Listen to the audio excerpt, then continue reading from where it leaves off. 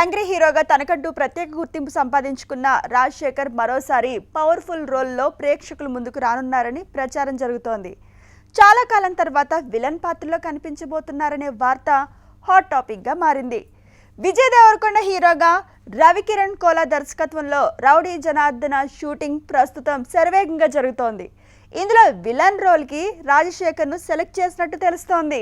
The paradise సినిమాపై trade వర్గాల్లో భారీ అంచనాలున్నాయి. ఈ హై వోల్టేజ్ చిత్రంతో నాని పాన్ ఇండియా స్థాయిలో తన మార్కెట్ పరిధిని మరింత విస్తరించుకోవాలని పక్కా ప్లానింగ్తో ఉన్నారు. అన్ని పనులు పూర్తి చేసుకుని ఆగస్టు 21న ప్రపంచవ్యాప్తంగా భారీ ఎత్తున విడుదలవుతుంది. ఈ నేపథ్యంలో మొదటి రోజే ఏకంగా 100 కోట్ల గ్రాస్ వసూళ్లను సాధించడమే టార్గెట్గా చిత్ర బృందం ప్రమోషన్స్, థియేట్రికల్ ప్లానింగ్ని సిద్ధం చేస్తోంది.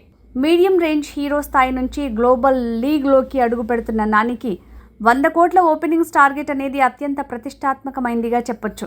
అయితే ఈ కలల రికార్డుని అందుకోవటం అంత సులువు కాదని ఇండస్ట్రీ సమీకరణాలు చెప్తున్నాయి. పారడైజ్ విడుదలకు సరిగ్గా వారం రోజుల ముందు అంటే ఆగస్టు 14న కోలీవుడ్ స్టార్ హీరో సూర్య నటించిన crazy movie Vishwanath and sons థియేటర్లలోకి రానుంది. ఈ వారం రోజుల గ్యాప్ ఉన్నప్పటికీ ఇప్పటికే కరుప్పూస్ చిత్రంతో 250 కోట్ల క్లబ్లో చేరిన సూర్య బాక్సాఫీస్ రేంజ్ తమిళనాడుతో పాటు తెలుగు రాష్ట్రాల్లోనూ భారీగా ఉంటుంది. ఆగస్టు 21 నాటికి కూడా తమిళ మార్కెట్లో సూర్య సినిమా హోల్డ్ బలంగా ఉండే అవకాశం ఉండటంతో నాని చిత్రానికి అక్కడ థియేటర్లలో కేటాయింపు, ఓపెనింగ్స్ పరంగా గట్టి పోటీ తప్పేలా లేదు. తమిళనాడు మాత్రమే కాదు, మాలీవుడ్ మార్కెట్లో కూడా పారడైజ్ చిత్రానికి పెను సవాలు తప్పడం లేదు. ఈ సినిమా విడుదలకు సరిగ్గా ఒక్కరోజు ముందు అంటే ఆగస్టు 20న మలయాళ చిత్ర పరిశ్రమకు చెందిన 2 అగ్ర హీరోల సినిమాలు రిలీజ్ అవుతున్నాయి. Dulquer Salman most awaited movie I'm game, Prithviraj, Sukumaran నటిస్తున్న ఖలీఫా చిత్రాలు ఒకే రోజు విడుదలవుతుండటంతో కేరళ బాక్సాఫీస్ వద్ద ఉత్కంఠ నెలకొంది.